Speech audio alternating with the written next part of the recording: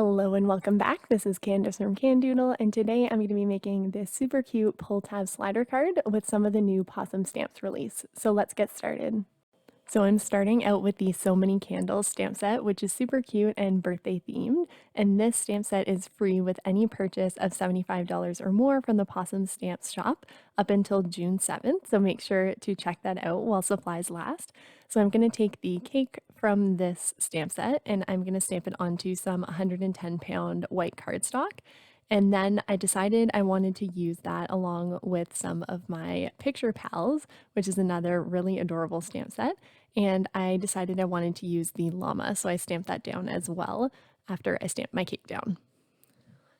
And then we are going to move on to the Copic coloring. So for the cake, I use some E markers. I have E50, E30, and E21, and I just added some shading to each of the tiers of the cake. I wanted this to be like a simple vanilla cake with some chocolate frosting.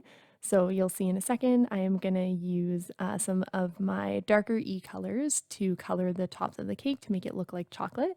And I like to start with my lightest color to get a base coat down and then go in with my second darkest to my lightest and then add my darkest and go back out to my lightest again. I always thought that I could just do one layer of Copics and that would be fine. I was scared to put down more ink, but a lot of the people that I watch and the really great Copic artists out there always say to put down more ink, and it really does make a difference. You can see when I color my first layer of the second tier how it compares to the bottom tier with the 2 layers of color. So definitely if your coloring isn't looking good, I would suggest putting down another layer of ink. And I find that gives me room to leave room for my highlights as well because I am a bit heavy-handed. So then I came in and just added some gray to those middle little stripes to make it look like it had vanilla cream on the inside. And then I colored my little alpaca in some tea Copic colors to make him look kind of gray but a neutral color. And that is it for my Copic coloring. So off screen, I did die cut those out, and I also cut an extra piece to go behind the llama to make him a little bit more sturdy.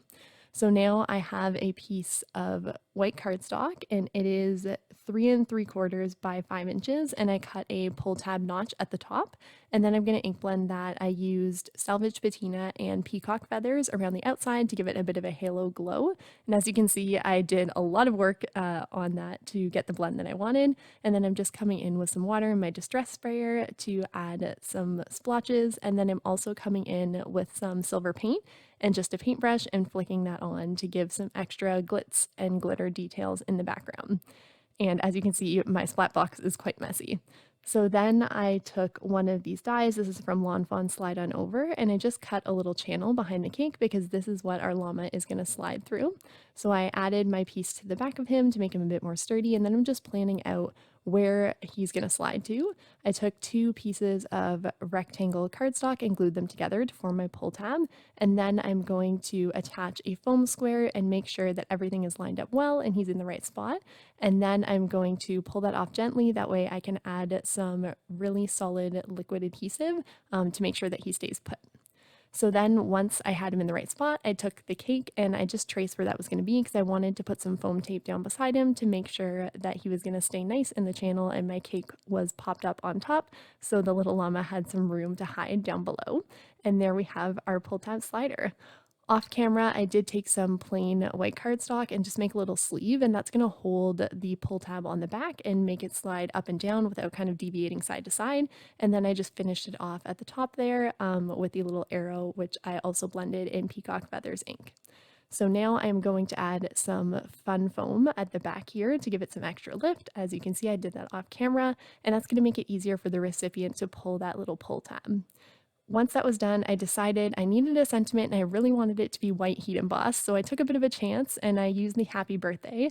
And first, I was very careful to stamp it down on tracing paper to see if I liked the placement. I didn't, so I moved it to where I did like, and then I peeled that stamp off and realigned it again. That way it was going to be in the perfect position. Once I was happy with it, I cleaned my stamp and got my Versamark ink. I used a lot of anti-static powder and stamped that twice, and then I was very careful with when I put my embossing powder on to not get it anywhere in my pull tab or anything like that, and then I heat set it off camera because it was a little nerve-wracking, but it turned out just fine. Last, I'm going to pop this up on a card base, and there we have our cute little pull tab. I also had to finish it off with some bling. This is the Sparkling Mint sequin mix from Pawsome, and it matched this background perfectly. So I had to use a few of those to finish off the card. And there we have the final card. You'll have to let me know if you like it down below. As always, we appreciate the time that you spend here with us. Don't forget to subscribe if you haven't already. You can always find me over on Instagram at Candoodle Creations. And until then, I will see you in my next video. Bye!